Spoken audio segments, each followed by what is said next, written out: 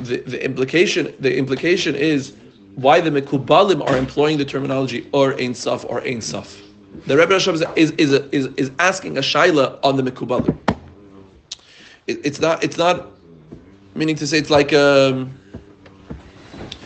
what the Alter Rebbe said here. Why do we call Hashem HaKadosh Baruch Hu? There's a reason why.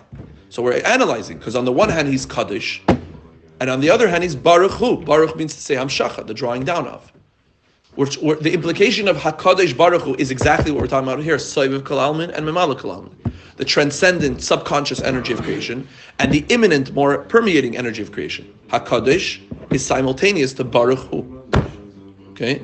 So that's but that's more of a Talmudic qualification on God's name. By the way, in general, what do we say? We call Hashem, the name, because he's too deep to have a name.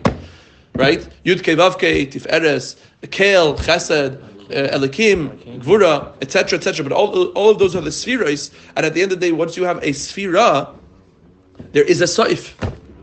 So the Mekubalim don't want to use any of the particulars of Hashem's names. They want to say something very vague and very general called Ein Sof. Based on that, the Rebbe Rashab asks, 1 second, Ein Sof is very good, you're right. But there's something deeper. Because at the end of the day, if you say Ein Sof, it must imply Ein Tchila also. Does that imply Ein Tchila? That's what he asks.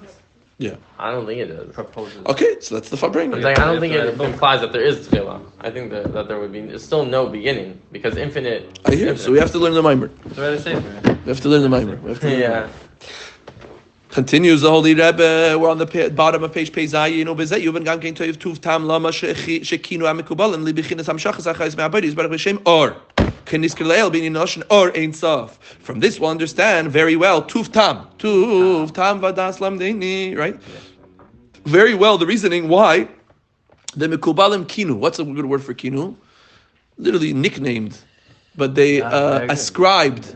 Shekinu, an appellation. Is that a good word? Yeah. They made appellations to God's name. This is from the Mekubalim. This is where we say speaking about now. Lebechinas hamshachas hachayus ma'bayis barich. Regarding the energy that is transmitted and emanated from the Creator, blessed be He, they call that Or. Is it Or? This is Or. But what's that? That's Or. The energy of Atzilus is Or. It's an Or that I don't know what that Or is. Be'inyan lashon or Ein Sof, and they called it the infinite light, because it's a light that is emanating from the Ein Sof, from the infinite one. V'chein b'Tanya Perek Memches, so too in Tanya, chapter 48. It's incredible that the Alter Rebbe has an assumption that you know Tanya very well in order to learn Torah or look at the Torah. So in chapter 48 of Tanya, he says, Amar al inna seiv lashon ha'ara chulei ein sham. He says that Soiviv is also a ha'ara. Don't think that Memale, which is the permeating, integrated, internal energy of God, that is, so to speak, limited to the time and space of creation, that's a ha'ara. But the source of that is Soiviv. Soiviv is also a ha'ara. Why is Soiviv also a ha'ara? Because it's Or. And if it's Or, it's not Ma'or. Even though there's many reasons for this, and again, many reasons for this, we have to learn the Rebbe Rashab a little bit.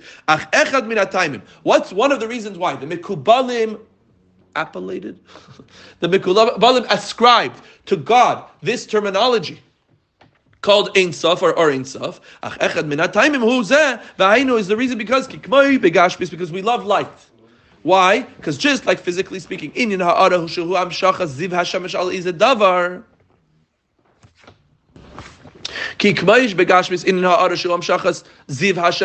davar. Just like physically speaking, what is light? Light is a glimmer or a radiance of the sun that is shining upon something. The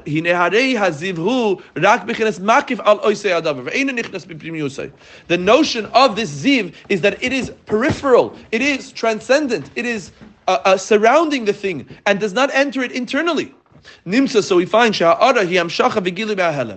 ha'ara, this idea of radiance, is the drawing forth and revelation of that which is hidden. When there's a cloud and the sun is not able to shine, that's called a complete concealment. And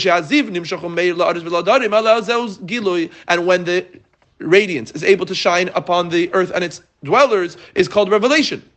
The im kol zed, never, and yet with all of this, Gilui Zehu B'chinas Makif is only this revelation is only qualified as Makif, transcendent. She'ein aziv nichnas betoichus haaretz ve'adam chuli. That the radiance does not enter into the internalities of the earth or the internalities of the person. Again, unlike food. V'kach yuvan. Now, what's the question? Vitamin D. What about vitamin D? Right. What about? Sorry, if we're saying memala kolamin is showing me the light of the object that it's outside, and then memala is inside, and then soiviv is on the outside. So then what? Like it's shining itself, meaning I only see this Torah or Sefer because there's light shining outward. Right now, I see the light, but do I hold the light? Meaning to say, am I able to internalize light? I'm going to read it inside in English in a second. 1 second. That's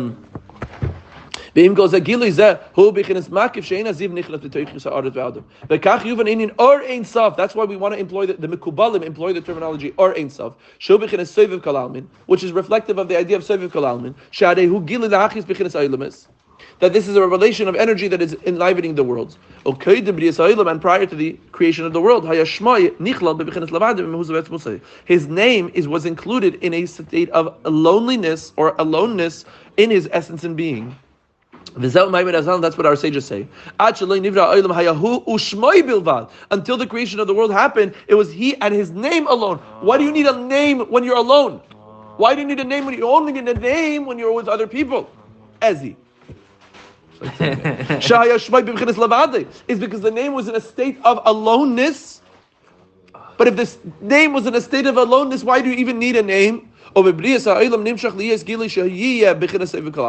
creation of the world created a situation in that there would be a revelation called Soviv Kalamin.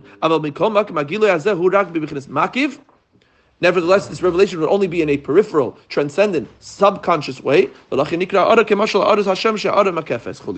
therefore we call this glimmer, this radiance, similar to the light of the sun, that the light of the sun does not integrate like the integration of food. That's what I think the difference is. But rather, a more peripheral relationship. Let's do one more paragraph and then I'll read inside. A beautiful meditation regarding what we say in Ashrei. I will exalt you, my God, O King, and I will bless your name forever. Yeah? I won't bless you forever. I'll bless your name forever. Name. Seemingly it's not understood. How can you say forever? A man only lives 70 years. So how can you say that I'm gonna bless you forever? What does it mean? I will bless you. I will bless your name. Is that I will draw you in. I will reveal your godliness in the worlds, and once I do that, I'm avarching your shmecha. I'm blessing. I'm drawing down your name, and that is an everlasting experience. Whether I do it for 1 day or 1,000 days. However, in order to draw down from the source and essence and the roots, you have to first I have to exalt you. I have to lift you up. What does that mean? There has to be an understanding of the exaltedness and the removedness of the king. In order to integrate you in a way of Mamale, you have to affirm that there's first soiviv, like the exaltation of a king over his nation. Like we said before, he's in his bath. But in the name of the king, you're painting your sidewalks blue. From that energy of Seviv Kalalmin, can we then draw down your name into the world forever, in a way of integration and internality. That's what we say. Bekol, with your voice, divrei elikim chayim, or with a voice, the words of the living God, umelech olam, and the King of the world. Kol amshacha b'pnimius chuli. Kol is the idea of the drawing down of that transcendent makif energy in a more internalized way. Now, it says, this is a book that I encourage everybody to read, even though it's quite complex, called Mystical Concepts in Hasidism. It was written by Emmanuel Shochat. And it begins chapter 1 by speaking about anthropomorphism and metaphors. Okay? Fancy term. What is this anthropomorphism? Mashalim. Is basically The terms are borrowed from human concepts and the empirical world to ascribe that to something divine. Now, he says here,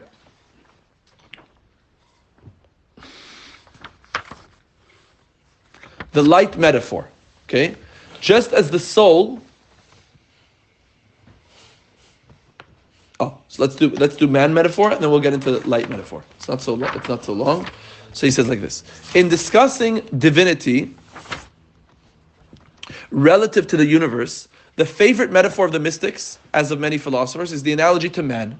For my flesh, I can perceive godliness. Theological concepts and the God-world relationship are often explained in terms of the soul-body relationship, and in particular in terms of the various soul powers, their faculties, functions, and manifestation. The proof text for this usage is from Eov 19:26. From my flesh, I envision God. And the rabbinic analogy, just as the soul permeates the whole body, sees but is not seen, sustains the whole body, is pure, abides in the innermost precincts, is unique in the body, does not eat and does not drink, no man knows where its place is, so to the Holy One, blessed be He, etc. This is from Brachas 10a and Midrash Tilim, basically explaining how God is like the soul, in the sense that does the soul eat, or does the soul allow the body to eat? So too, he sees but is not seen. He causes you to be able to see, but He Himself, the soul itself, is not seen, so do God. But even while an understanding of the soul is helpful in understanding matters relating to the divinity, this is but an anthropomorphical approximation which cannot be carried too far and needs to be qualified. It must be remembered, as Reb Shneir Zalman points out, this is in Tanya, that in some respects the analogy breaks down and is completely inadequate. Wow. As he says here, in chapter 42, this parallel is only to appease the ear. In truth, however, the analogy has no similarity whatsoever to the object of comparison, for the human soul is affected by the accidents of the body and its pain, while the Holy One, blessed be He, is not, heaven forbid, affected by the accidents of the world and its changes, nor by the world itself. They do not affect in any change. I heard, Chas v'shalom, a person hurts their eye, right? So the physicality of the eye actually affects the spirituality of the soul, enabling you or not allowing you to see anymore. Also, the soul and the body are actually distinct, one from the other in their very sources. For the source of the body and its essence does not come into being from the soul, interestingly enough, right? Where does a body come from? From bodies, right? From the physical sperm and egg of two human beings that creates and gestates in the womb of the mother. Soul does not happen. Hashem gives the soul, as it says in Nida. Doesn't quote from here. Thus, while the body may be fully subordinate to the soul, they are nevertheless two distinct entities in contrast in relation to the Holy One, blessed be He, who brings everything into existence ex nihilo, from nothing to something. Everything is absolutely nullified, just as the light of the sun is nullified in the sun itself. Just as the soul provides a favorite metaphor, so too we find that the term light is favored by the mystics to describe the various manifestations and emanations of the divinity. This term is carefully chosen for a number of reasons. Rav Yosef Albo sees in it the following advantages that may analogously be related to God.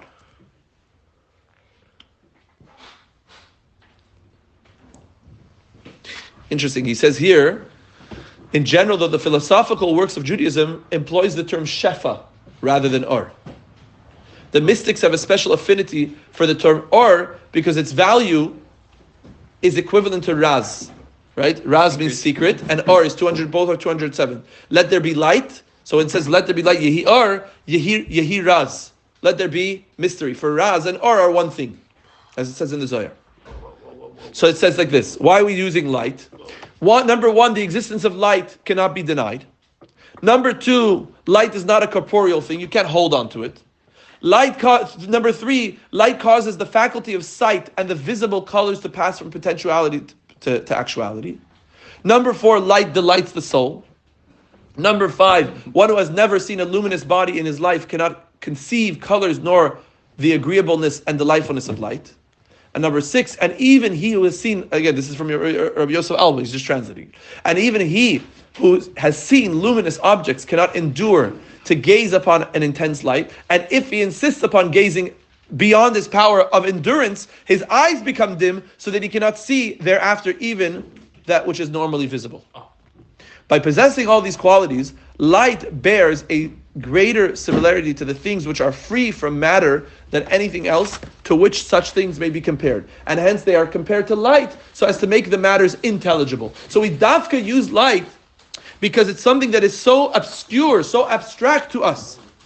Likewise, Rabbi Yosef Irgas lists the following advantages. Number one, light is the most subtle and tenuous of all sense perceptions.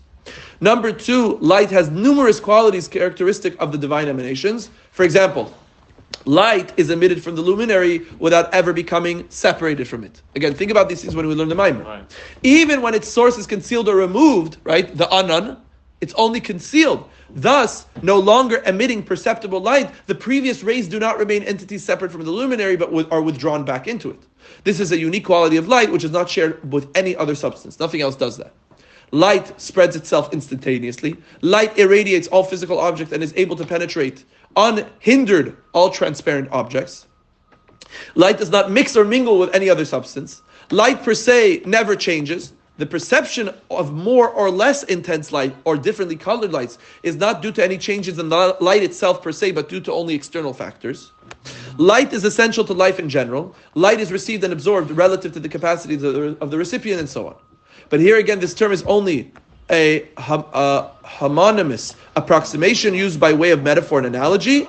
It is not to be taken in its full literal sense. Rabbi Yosef Alba already cautions that no error should be made to the effect that intellectual light is something emanating from a corporeal object like sensible light. Rabbi Moshe Cordovero is still more emphatic in warning that this metaphor must not be carried too far, for there is no image whatsoever that can be imagined that is not corporeal, and indeed, Menachem Mendel Lubavitch, I think that's Tzemach Tzedek, shows how in some respects this analogy too evidently breaks down and is inadequate. For example, the emittance of perceptible light from its source is automatic and intrinsically necessary. Right? The sun can't stop shining. Right. Whereas God can stop shining. So it has lacks. Yeah, the luminary cannot withhold the light. Needless to say, the restrictive quality cannot be ascribed to the emanations of the omnipotent. In conclusion, then, as the mystics never tire to say, it cannot be mentioned too often or stressed too much that all terms and concepts related to the divinity must be stripped of all and any temporal, spatial, or corporeal connotations and must be understood in a strictly spiritual sense. Oh, thank you. I have a question to tie it back into the Maamar. Yeah. When we said